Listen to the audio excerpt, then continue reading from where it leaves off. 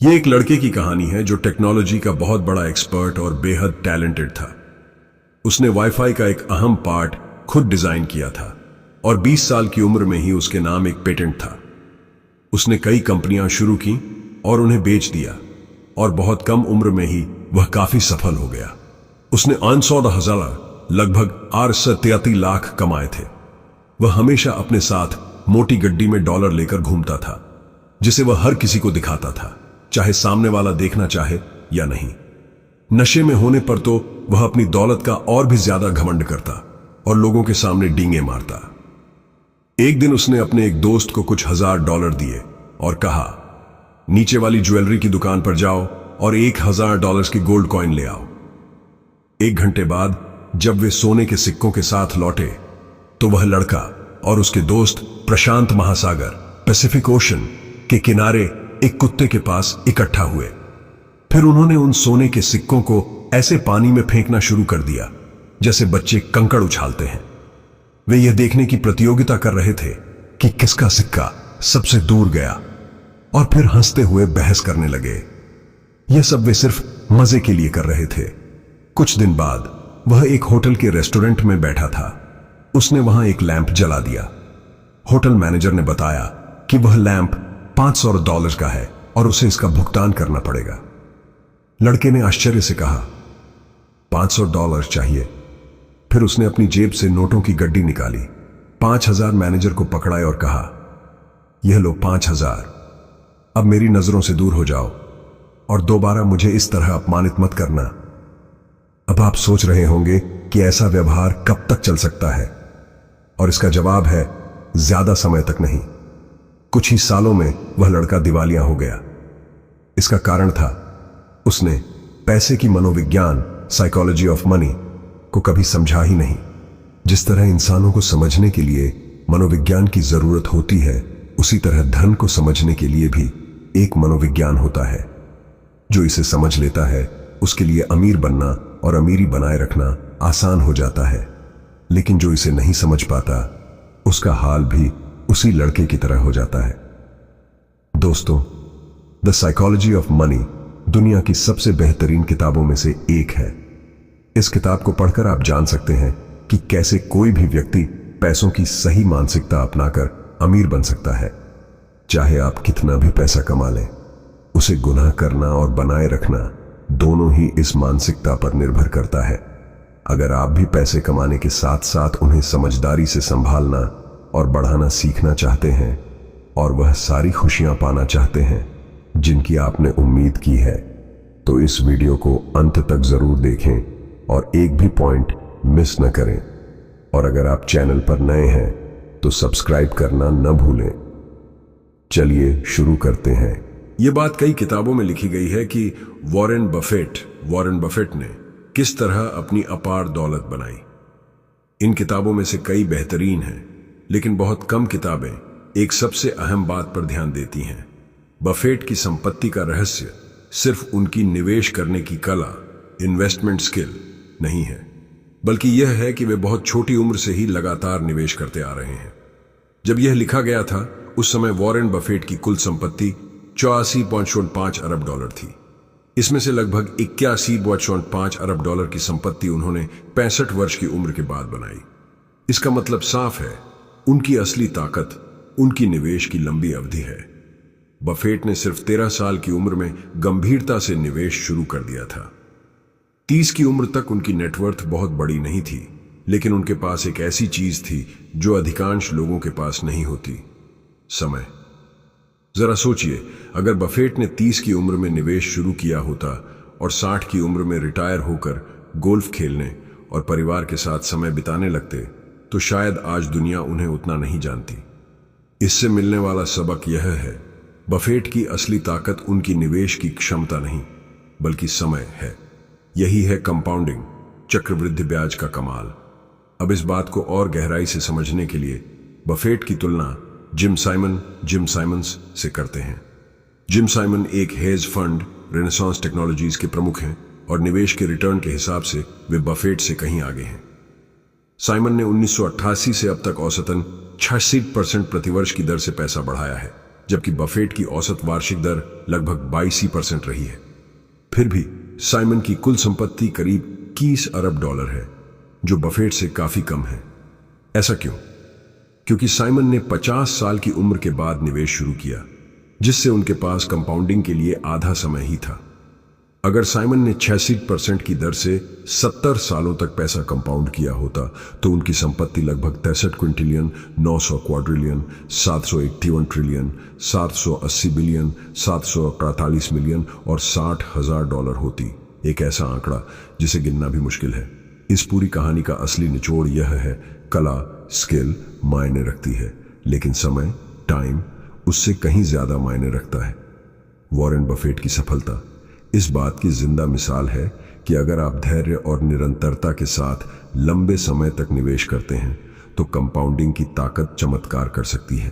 अमीर बनने के लाखों तरीके हैं और इस पर बहुत सी किताबें भी लिखी गई हैं, लेकिन अमीर बने रहने का सिर्फ एक ही तरीका है, थोड़ा मितव्ययी बनना, यानी अपने खर्चों पर नियंत्रण रखना। आइए इसे समझते हैं दो निवेशकों की एक छोटी कहानी से। दोनों एक दूसरे को नहीं जानते थे, लेकिन लगभग एक सदी पहले उनकी कहानियां एक अजीब मोड़ पर एक दूसरे से टकराईं। जेसी लिवरमोर की कहानी। जेसी लिवरमोर अपने समय के सबसे महान स्टॉक ट्रेडर थे। उनका जन्म 1877 में हुआ था और 30 साल की उम्र में ही उनकी संपत्ति $100 मिलियन हो चुकी थी। 1929 में वे दुनिया के सबसे मशहूर निवेशकों में से एक थे, लेकिन अक्टूबर 1929 में शेयर बाजार में इतिहास की सबसे बड़ी गिरावट आई। बाजार 75% तक ध्वस्त हो गया और हजारों ट्रेडर एक झटके में कंगाल हो गए। कई लोगों ने आत्महत्या तक कर ली। खबरें टीवी पर आने लगीं। जब लिवरमोर घर पहुंचे तो दरवाजा खुलते ही उनकी पत्नी और मां जोर जोर से रोने लगी। उन्हें लगा कि बाकी ट्रेडरों की तरह लिवरमोर भी बर्बाद हो गए होंगे, लेकिन सच्चाई इसके बिल्कुल उलट थी। लिवरमोर ने उस दिन बाजार के ऊपर नहीं बल्कि नीचे जाने पर दांव लगाया था, यानी उन्होंने शॉर्ट सेलिंग की थी। जितना बाजार गिरा उनका मुनाफा उतना ही बढ़ता गया। उन्होंने अपने परिवार से कहा, आज मेरी जिंदगी का सबसे अच्छा दिन है। उन्होंने उस दिन $3 अरब से अधिक का मुनाफा कमाया, जो भारतीय रुपए में लगभग 250 अरब 24 करोड़ 48 लाख 50 हजार रुपए होता है। इतिहास के सबसे बुरे महीने में वे दुनिया के सबसे अमीर लोगों में शामिल हो गए। लेकिन कहानी यहां खत्म नहीं होती। सिर्फ 4 साल बाद सब कुछ उलट गया। 1929 की सफलता के बाद लिवरमोर में अति आत्मविश्वास आ गया। उन्होंने और भी बड़े बड़े दांव लगाना शुरू कर दिए। धीरे धीरे वे कर्ज में डूब गए और अंत में उन्होंने अपनी पूरी संपत्ति खो दी। जो व्यक्ति कभी दुनिया के सबसे अमीर लोगों में था, उसने अंततः शर्म और निराशा में आत्महत्या कर ली। इस घटना से क्या सीख मिलती है? अमीर बनने और अमीर बने रहने की दोनों कौशल अलग अलग हैं। पैसा कमाने के लिए आपको बड़े जोखिम लेने पड़ते हैं, साहसी होना पड़ता है और आगे बढ़ते समय ज्यादा सोचने की बजाय कदम बढ़ाना पड़ता है, क्योंकि उस समय खोने के लिए ज्यादा कुछ नहीं होता। लेकिन अमीर बने रहने के लिए आपको इसका उल्टा करना होता है। बड़े जोखिमों की जगह सुरक्षित खेलना, तेजी से भागने की बजाय धीरे धीरे सोचे समझे कदम उठाना, और सबसे जरूरी विनम्रता और यह डर कि जो कुछ आपके पास है वह कभी भी छिन सकता है। सरल शब्दों में, पैसा बनाना और उसे बनाए रखना दो बिल्कुल अलग खेल हैं। ज्यादा लालची होने की जरूरत नहीं है, क्योंकि आपने बचपन से कई कहानियों में सुना ही होगा कि लालच बुरा होता है। यही सबसे बड़ा मंत्र है अमीर बने रहने का। दूसरों को दिखाने के लिए कि आपके पास कितना पैसा है, वो खर्च करना जो आप नहीं देख सकते, यह पैसा खोने का सबसे तेज तरीका है। आइए इसे एक उदाहरण से समझते हैं। जब आप दुनिया की सबसे महंगी कारें खरीदते हैं, जैसे कि मैंने कई लोगों को देखा है, तो मुझे एहसास हुआ कि वास्तव में ऐसा नहीं होता। बहुत से लोग केवल मध्यम रूप से सफल थे और अपनी आय का बड़ा हिस्सा कारों पर खर्च कर देते थे। मैं एक व्यक्ति को याद करता हूं जिसे हम रॉजर कहेंगे। वह मेरे उम्र का था। मुझे उसका काम नहीं पता था, लेकिन वह इतनी महंगी कार चलाता था कि लोग आसानी से उसके धन का अंदाजा लगा सकते थे। अगले सप्ताह और फिर उसके अगले सप्ताह मैंने उससे पूछा, तुम्हारी कार क्या हुई? उसकी कार जब्त कर ली गई थी क्योंकि उसने कार का लोन चुकाया नहीं था। रॉजर को इस बात की कोई शर्मिंदगी नहीं थी। उसने ऐसा जवाब दिया जैसे हम किसी खेल के बारे में बात कर रहे हों। पूरी दुनिया ऐसे रॉजर से भरी हुई है। हम अक्सर संपत्ति के बारे में वही मान लेते हैं जो हम देख सकते हैं, क्योंकि हमें लोग के बैंक अकाउंट या निवेश की जानकारी नहीं दिखती। इसलिए हम कारों, घरों और सोशल मीडिया, इंस्टाग्राम पर देखकर आर्थिक सफलता का अनुमान लगाते हैं। सच्चाई यह है कि कई लोग दिखने में सामान्य लगते हैं लेकिन वास्तव में अमीर होते हैं, और कई लोग दिखने में अमीर होते हैं लेकिन दिवालिया होने के करीब होते हैं। जब लोग कहते हैं कि वे करोड़पति बनना चाहते हैं, तो वे असल में यही कहना चाहते हैं, मैं $1 मिलियन खर्च करना चाहता हूं, और यह असली करोड़पति बनने के बिल्कुल विपरीत है। अमीर बनने का एकमात्र तरीका है कि आप अपने पास जो पैसा है उसे खर्च न करें। यही केवल धन जमा करने का तरीका नहीं है, बल्कि यह धन का असली अर्थ भी है। 1970 के दशक में अर्थव्यवस्था विकसित हो रही थी, लेकिन जो तेल हम निकाल सकते थे उसकी मात्रा कम हो रही थी। सौभाग्य से तेल खत्म नहीं हुआ। आपको यह जानकर हैरानी होगी कि तेल संकट से उबरने का कारण यह नहीं था कि हमें और तेल मिला या हमने तेल निकालने का बेहतर तरीका सीख लिया, बल्कि सबसे बड़ा कारण यह था कि हमने ऐसी कारें, फैक्ट्रियां और घर बनाना शुरू किया जो कम ऊर्जा का उपयोग करते थे। आज अमेरिका 1950 की तुलना में 60% कम ऊर्जा का उपयोग करता है। सड़क पर चलने वाले सभी वाहनों की औसत माइलेज 1975 से दोगुनी हो गई है। दुनिया ने अपनी ऊर्जा संपत्ति बढ़ाने के लिए ऊर्जा स्रोत बढ़ाने के बजाय अपनी ऊर्जा खपत कम करके ही विकास किया। 1975 के बाद से अमेरिकी तेल और गैस उत्पादन में 85% वृद्धि हुई है, जबकि ऊर्जा बचत दोगुनी हो गई। स्पष्ट है कि सबसे महत्वपूर्ण क्या था? बचत अधिक महत्वपूर्ण रही। यही हमारे पैसे पर भी लागू होता है। निवेश से रिटर्न आपको अमीर बना सकते हैं, लेकिन व्यक्तिगत बचत और खर्चों पर नियंत्रण ही आपको अमीर बनाए रख सकता है। उदाहरण, मान लीजिए आपका और मेरा कुल मूल्य बराबर है और आप मुझसे बेहतर निवेशक हैं। मैं 8% वार्षिक रिटर्न कमा सकता हूं और आप 12%, लेकिन मुझे खुश रहने के लिए सिर्फ आधी राशि चाहिए। अगर आप अपनी सभी जरूरतों के लिए सब पैसा खर्च कर दें, तो अंत में मैं आपसे अधिक अमीर रहूंगा। बचत और खर्चों पर नियंत्रण ही अमीर बनाए रखने की असली कुंजी है। गलती की गुंजाइश का मतलब क्या है? आइए इसे एक उदाहरण से समझते हैं। दूसरे विश्व युद्ध की स्टालिनग्राद की लड़ाई इतिहास की सबसे बड़ी लड़ाई थी। 1942 में एक जर्मन टैंक यूनिट शहर के बाहर मैदान में रिजर्व के रूप में खड़ी थी। एक आपात स्थिति थी। फिर कुछ ऐसा हुआ जिसने सबको चौंका दिया। यूनिट के 104 टैंकों में से एक भी काम नहीं कर रहा था। इंजीनियरों ने तुरंत समस्या का पता लगाया। कुछ हफ्तों की निष्क्रियता के बाद मैदान के चूहे टैंकों में घुस गए थे और इलेक्ट्रिकल सिस्टम की इंसुलेशन को नोच दिया था। जर्मनी के पास दुनिया का सबसे उन्नत उपकरण था, फिर भी वे चूहों से हार गए। क्या आप उनकी अविश्वास की कल्पना कर सकते हैं? संभवतः किसी टैंक डिजाइनर ने कभी सोचा भी नहीं होगा कि चूहों से सुरक्षा कैसे की जाए। ऐसी चीजें बार बार होती रहती हैं। आप सभी प्रकार के जोखिम लेते हैं। आप केवल उन्हीं चीजों की योजना बना सकते हैं जो इतनी मूर्खतापूर्ण लगती हैं कि आपके दिमाग में कभी नहीं आती, और ये मूर्खतापूर्ण चीजें सबसे अधिक नुकसान पहुंचा सकती हैं। अज्ञात जोखिमों से बचना असंभव है, इसलिए ऐसे जोखिमों के लिए हमेशा तैयार रहें। हर योजना का सबसे महत्वपूर्ण हिस्सा यह योजना बनाना है कि अगर आपकी योजना काम न करे तो आप क्या करेंगे। कोई भी आपके धन से उतना प्रभावित नहीं होता जितना आप स्वयं होते हैं। मैंने हमेशा सबसे महंगी कार का सपना देखा, क्योंकि यह दूसरों को यह बहुत स्पष्ट रूप से बताती है कि आप सफल हैं, स्मार्ट हैं, अमीर हैं। विडंबना यह है कि मैंने उन्हें यानी ड्राइवरों को शायद ही कभी देखा। जब आप किसी को अच्छी कार चलाते देखते हैं तो आप शायद ही कभी सोचते हैं, वाह, जो इस कार को चला रहा है वह अद्भुत है। बल्कि आप सोचते हैं, अगर मेरे पास वह कार होती तो लोग मुझे अद्भुत समझते। लोग अपनी संपत्ति दूसरों को दिखाने के लिए रखते हैं, ताकि वे पसंद किए और सराहे जाएं। लेकिन वास्तव में वे अक्सर आपको सराहते नहीं, क्योंकि वे आपकी संपत्ति को अपनी प्रशंसा की चाहत के पैमाने के रूप में इस्तेमाल करते हैं। आप सोचेंगे कि आपको महंगी कार, सुंदर घड़ी और बड़ा घर चाहिए, लेकिन असल में आपको चाहिए दूसरों का सम्मान और प्रशंसा। और आप सोचते हैं कि महंगी चीजें खरीदना जरूरी है, तभी आपको यह मिलेगा। लेकिन अक्सर यह नहीं मिलता, खासकर उन्हीं लोगों से जिनकी प्रशंसा आप चाहते हैं। लेखक ने यह अनुभव वैलेट के रूप में काम करते समय सीखा। मैंने उन सभी लोगों के बारे में सोचना शुरू किया जो फेरारी में होटलों तक जाते हैं। वे आते और देखते कि मैं उन्हें हर जगह घूर रहा हूं। लोग उन्हें ऐसे घूरते और मुझे यकीन है कि उन्हें यह पसंद आता।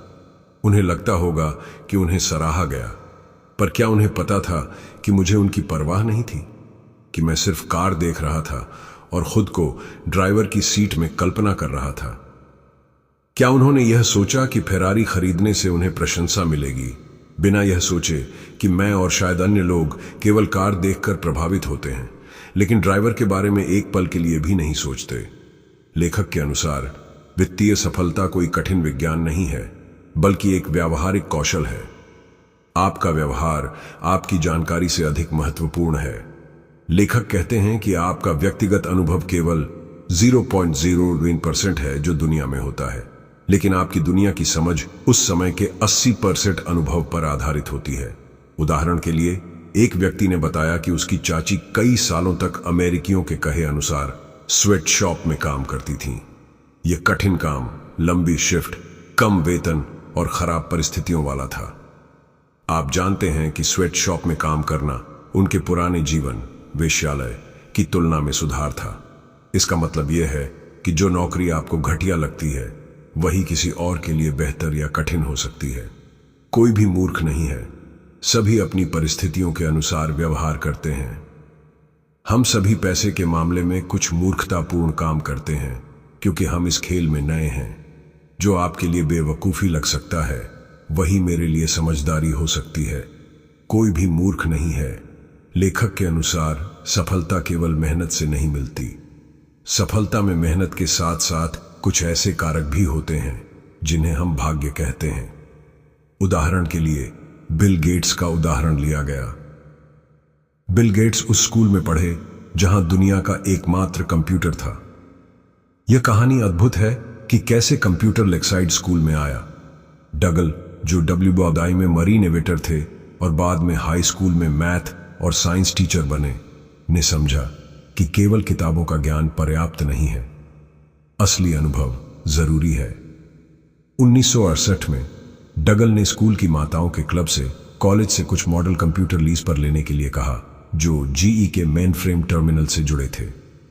उस समय ज्यादातर विश्वविद्यालयों में कंप्यूटर नहीं थे और सौभाग्य से बिल गेट्स उसी स्कूल में पढ़ रहे थे। बिल गेट्स को 8वीं कक्षा में कंप्यूटर मिला और 13 साल की उम्र में ही उन्होंने कंप्यूटर में गहरी रुचि विकसित कर ली। 1968 में बिल गेट्स की मुलाकात उनके सहपाठी पॉल एलन से हुई। एलन भी स्कूल के कंप्यूटर का इस्तेमाल करता था। दोनों में चीजें करने का जुनून था और जैसे ही मिले वे घनिष्ठ दोस्त बन गए।